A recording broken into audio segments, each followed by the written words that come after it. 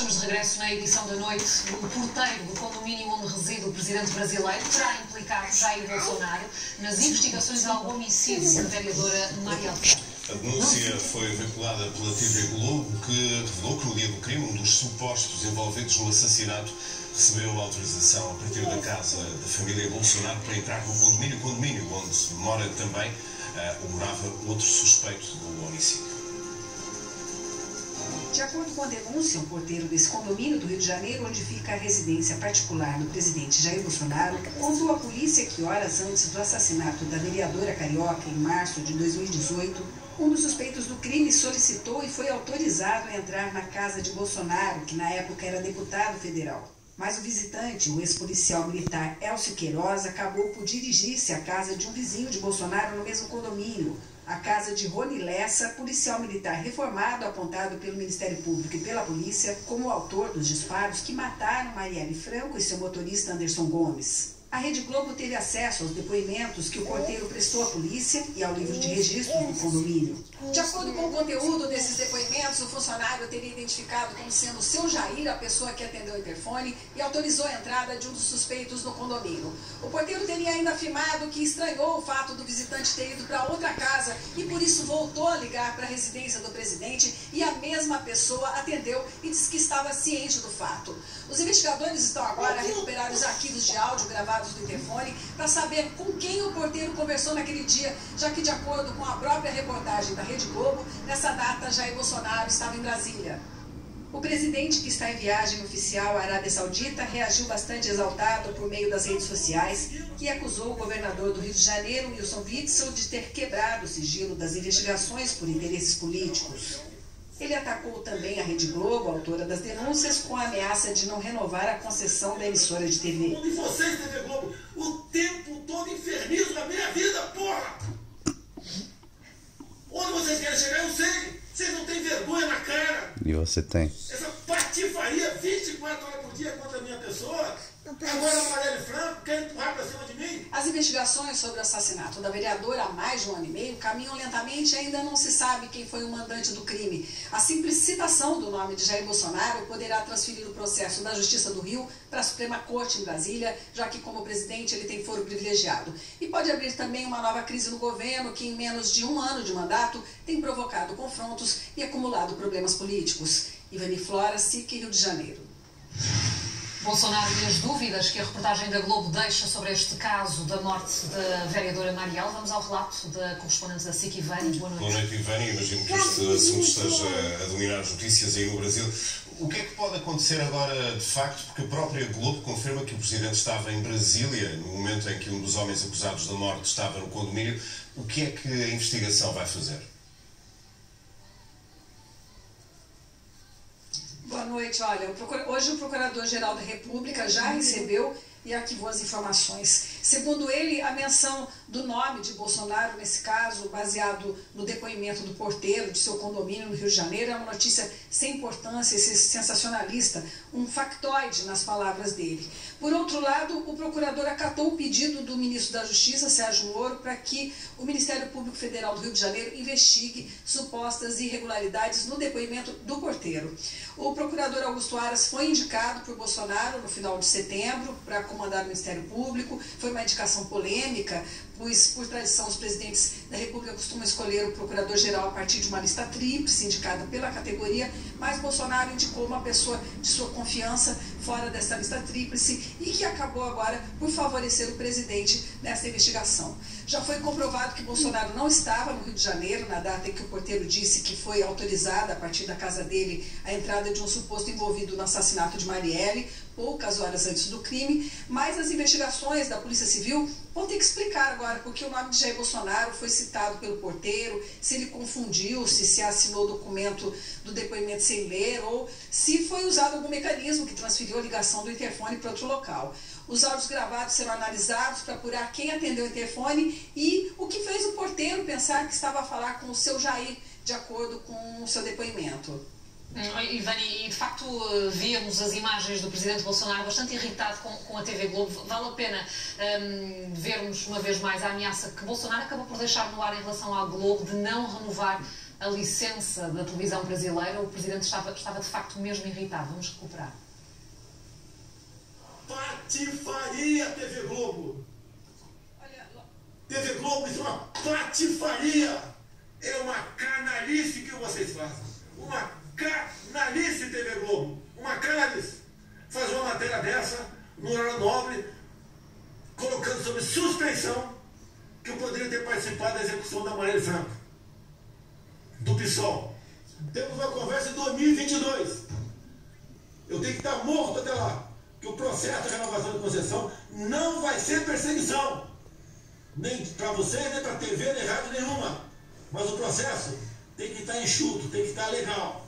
Não vai ter jeitinho para vocês, nem para ninguém. Canalice e patifaria foram algumas das expressões utilizadas por Bolsonaro. Ivani, que historial há, e se é que há, de más relações entre o Presidente e a Rede Globo, e se esta ameaça não vai ser lida, enfim, como uma tentativa de condicionar o jornalismo, não só da Globo, mas também de outros órgãos de comunicação social? Logo após a exibição da reportagem ontem à noite aqui no Brasil, é madrugada na Arábia Saudita, onde o presidente está em viagem oficial, ele foi para as redes sociais comentar o assunto, reagiu dessa maneira bastante indignada, atacou duramente a TV Globo e, como é de seu estilo, deixou de lado o protocolo. Ele estava furioso, acusou a Globo, nas palavras dele, de fazer patifaria e canalice. A emissora respondeu por meio de uma nota que fez jornalismo e que o depoimento do porteiro, com ou sem contradição, é importante porque diz respeito ao fato que ocorreu com um dos principais acusados no dia do crime. Bolsonaro não chegou a afirmar com todas as letras que vai tirar a licença da TV Globo, mas fez uma ameaça velada ao dizer que não vai ser fácil para a emissora renovar sua concessão, que vence em abril de 2023, mas o governo pode rever um ano antes, portanto, no último ano de mandato de Bolsonaro. Pela legislação brasileira, cabe ao presidente cancelar ou renovar as concessões públicas de TVs, mas a decisão tem que passar pelo Congresso. As relações de Bolsonaro com alguns veículos de comunicação, como a TV Globo, sempre foram conflituosas. Ele estabeleceu uma maneira diferente de lidar com os jornalistas desde a campanha. Bolsonaro prefere manifestar-se pelas redes sociais do que por entrevistas, e deixa muito claro que não gosta de ser contrariado nem confrontado pelos repórteres, num estilo que lembra muito do presidente norte-americano Donald Trump. O curioso é que o político que foi eleito com a promessa de evitar que o Brasil transformasse numa Venezuela ameaça cancelar a concessão da maior emissora de televisão do Brasil, como Hugo Chávez fez em 2006 com a RCTV, a TV mais vista pelos venezuelanos. Fazia dura oposição ao seu governo. Vânia Flora, correspondente da SIC no Brasil, a dar-nos conta das últimas informações em relação a este assunto, depois de o nome do Presidente Jair Bolsonaro ter sido citado na investigação à morte de Marielle Franco. Agora, na edição da noite, está connosco Anderson de França, é ativista, escritor brasileiro. Anderson, boa noite. Anderson, boa noite. Muito obrigado por ter aceitado o nosso convite da edição da noite. O Anderson conhecia bem Marielle Franco, enfim, cujo caso, o assassinato, conheceu hoje estes desenvolvimentos. Não é estranho para si que o presidente brasileiro apareça desta forma associado à investigação? É bastante estranho que um chefe do executivo tenha tantas amizades e tantos relacionamentos com pessoas diretamente envolvidas com o crime. Me causa espécie ele ter esse tipo de reação na Arábia Saudita, porque ninguém disse que ele havia matado Marielle, mas ele veio a público dizer que não matou. No entanto, ninguém disse que ele matou. Na verdade, o que foi dito é que as pessoas que mataram Marielle compareceram ao condomínio onde ele mora, e os filhos moram, e isso é factual. Também o Augusto Aras, da PGR, que foi indicado pelo Bolsonaro, ele tenta arquivar o caso e tenta jogar na culpa do porteiro uma responsabilidade que não é do porteiro. Nenhum trabalhador, em sã consciência, vai levantar essa suspeita contra o presidente, se inclusive é funcionário do condomínio do presidente. Não é culpa do porteiro, ele não criou isso da própria cabeça. De fato, o Rony Lessa mora naquele condomínio, eles têm relacionamento com o Bolsonaro, e o Elcio Queiroz foi no dia do assassinato de Marielle ao condomínio, e Carlos Bolsonaro, filho do Jair Bolsonaro, estava no condomínio. Que também vive no mesmo condomínio. Exatamente. Também nem importa exatamente se Bolsonaro estava em Brasília ou na Barra da Tijuca, onde fica o condomínio. Porque eu, por exemplo, é minha opinião, defendo a ideia de que o projeto de poder que Bolsonaro é o principal representante, Bolsonaro, enquanto projeto de poder, é o responsável pela morte de Marielle Franco. Não ele de pessoa, mas ele é o representante. Ele ainda hoje, Anderson, ele utilizava esta expressão, dizia que querem pôr no colo dele o fantasma de ser o mentor da morte de Marielle.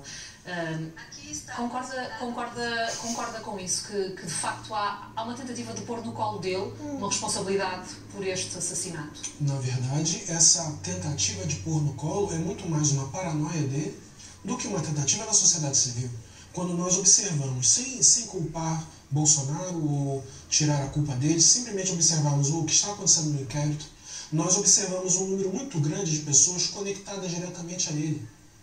Veja, por exemplo, se não fosse Bolsonaro, se fosse Dilma ou se fosse Lula, que morassem num condomínio onde pessoas que assassinaram um político, veja, isso é um problema sério. O escrutínio público, o escrutínio do Ministério Público e da Polícia Federal deve pelo menos tentar levantar a suspeita de por que um chefe do Executivo tem tantos relacionamentos com pessoas envolvidas no crime. E isso é talvez o principal ponto de investigação hoje. Bolsonaro se antecipa, tentando provar... Mas qual podia ser, na sua opinião, o interesse de Bolsonaro, alguém que na altura já era candidato à presidência do Brasil, já era um político com algum peso em Brasília, na morte de Marielle Franco? Que interesse tinha Bolsonaro nessa morte? Veja, há duas questões hoje em jogo no Brasil. O Brasil é uma democracia continental. O poder que hoje é exercido no Palácio Planalto vem do Rio de Janeiro, e é um projeto de poder construído já há quase 20 anos pelas milícias. São policiais militares que exercem o crime organizado e entraram pouco a pouco na Câmara de Vereadores, deputados estaduais, Congresso Nacional e agora no Planalto. Bolsonaro em si não representa a totalidade do projeto de poder, ele traz consigo um projeto de poder. E esse projeto de poder esbarra na Marielle porque Marielle representava um incômodo para a corrupção da polícia nas favelas brasileiras que executam com violência a morte de pessoas negras. E também se valem do tráfico de drogas e da venda de armas. E Marielle, ela lutava contra o poder das milícias e lutava para a redução da violência letal contra a juventude negra. Mais que isso, a morte de Marielle é um símbolo claro do racismo estrutural brasileiro, porque ela foi uma mulher negra, lésbica, que conseguiu chegar ao poder numa democracia e num governo popular e que lutava pelas pessoas pobres. Anderson, entretanto, o ministro Sérgio Moro abriu um inquérito a este depoimento.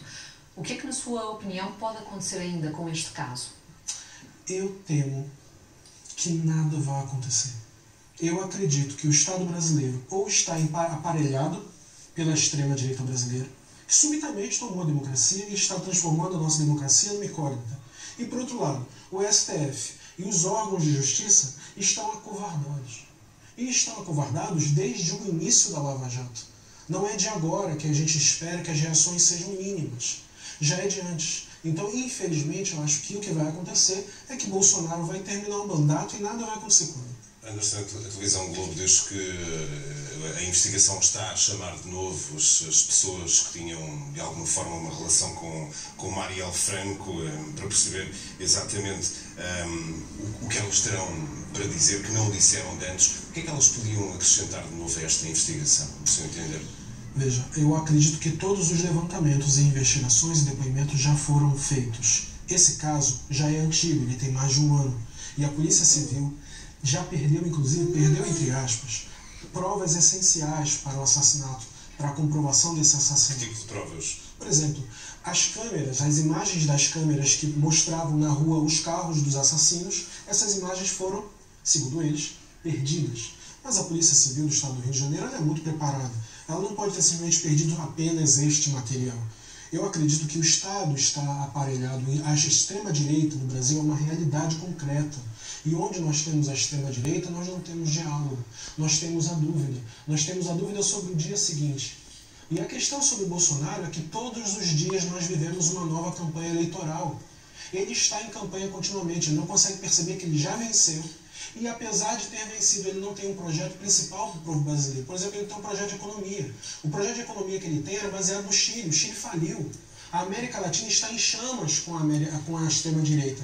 E ele agora não tem amparo, nem técnico, nem teórico, para continuar governando um país de 220 milhões de pessoas. O Anderson saiu do Brasil. Dizia na altura que por ter a sua cabeça posta a prémio. Sim. O que é que isso significa? Eu sofri 3 tipos de ameaças distintas no Brasil. Uma delas foi uma invasão à minha casa, feita por milicianos, e as outras 2 ligadas a grupos de extrema-direita que se mobilizam digitalmente nas redes sociais. A última delas foi uma oferta de o equivalente a 10.000 euros numa feira literária no Brasil, que é a Feira de Paraty. Eu havia acabado de lançar um livro que foi indicado a um prêmio que aqui é o Camões, lá é o nosso Jabuti, e eu ia falar nessa feira e eles ofereceram 10.000 euros pela minha morte. Porque eu já trabalho há 15 anos com direitos humanos em periferias do Rio de Janeiro, então eu tinha conseguido, naquele momento, chegar a um estágio como escritor e que fazia críticas ao Estado do Rio de Janeiro, à polícia, etc., mas também fazia crônicas sobre a cidade. E nesse momento eles fizeram uma ameaça direta à minha vida e à vida da minha família. E não viu outra alternativa a não ser viajar para Portugal? Eu via.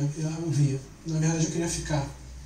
Mas com a vitória de Bolsonaro, pessoas me convenceram a sair de Portugal. E considera que as coisas pioraram desde essa altura para os ativistas? Já eram muito ruins. O que eu acho interessante é que agora a Europa consegue enxergar isso. Até 2 meses atrás, quando Bolsonaro criou sérios atritos com Macron e com a Merkel, por exemplo, a Europa tentava entender o que estava acontecendo no Brasil. Hoje ela entende. Nós estamos debaixo de um caos social muito grande em que, infelizmente, o Estado, que deveria proteger os direitos individuais, não faz isso. Pelo contrário, ele ataca. A questão da Amazônia, por exemplo, o ministro do Meio Ambiente culpa o Greenpeace. Tanto pela questão do óleo no Nordeste, quanto pela questão da Amazônia. As ONGs estão lá para proteger o ecossistema. Então eles invertem a culpa. A culpa é do Estado. E eles tentam jogar sobre os ativistas de direitos humanos. Então nós estamos vivendo no Brasil, talvez um momento de tensão social que nós não vivemos desde 64. E em relação à alternativa política, há uma alternativa política sustentada a Bolsonaro? Eu critico muito a esquerda brasileira, que se distanciou da classe trabalhadora e se tornou uma esquerda acadêmica. Como também faço fortes recomendações à esquerda em Portugal, que ouça, por exemplo, o André Ventura e a extrema-direita na Assembleia. É preciso ouvir o oponente, é preciso aprender com o oponente. A esquerda brasileira não fez isso. Ela desconsiderou Bolsonaro, ela caracterizou Bolsonaro como um loser e ele, no entanto, hoje é o presidente. Mas quando olhamos, por exemplo, para casos em investigação, como é o caso do assassinato da Marielle, o que assistimos hoje pode ser uma espécie de capítulo numa guerra que é também entre a esquerda e a direita. Sim. Na verdade, há várias guerras, inclusive há uma guerra dentro da própria direita. O próprio presidente tenta se desligar do partido que o elegeu. Se pegássemos hoje os principais nomes de senadores e deputados que o apoiaram há um ano atrás a CDG, esses deputados não estão mais com ele. O núcleo duro do Bolsonaro não está mais com o Bolsonaro. Então, na verdade, ele é autofágico. A própria direita não se mantém, porque ela não tem um projeto definido que não seja um projeto de grande poder econômico, de manter, por exemplo, o interesse dos Estados Unidos, que tenta formar um bloco anti-Europa. Então, na verdade, as guerras... Mas dizia também que a própria esquerda poderia fazer de outra maneira. Sim, mas eu acredito que a esquerda, a pergunta que você fez, que foi muito importante, ela não tem um nome consolidado ainda. Gira em torno do Lula, que é um ótimo nome, mas eu acredito que o Brasil não deve passar pelo Lula novamente. Nós devemos ter um novo quadro no Brasil. Um novo nome, surgindo do centro-esquerda ou da esquerda. E esse nome ainda não surgiu. E eu, infelizmente, preciso dizer uma coisa. A direita já tem um nome, mas nós, da esquerda, não temos. Anderson França, ativista brasileira, atualmente a residir em Portugal. Muito obrigado por estar na edição da noite. Edição da noite que continua agora, mas com o futebol.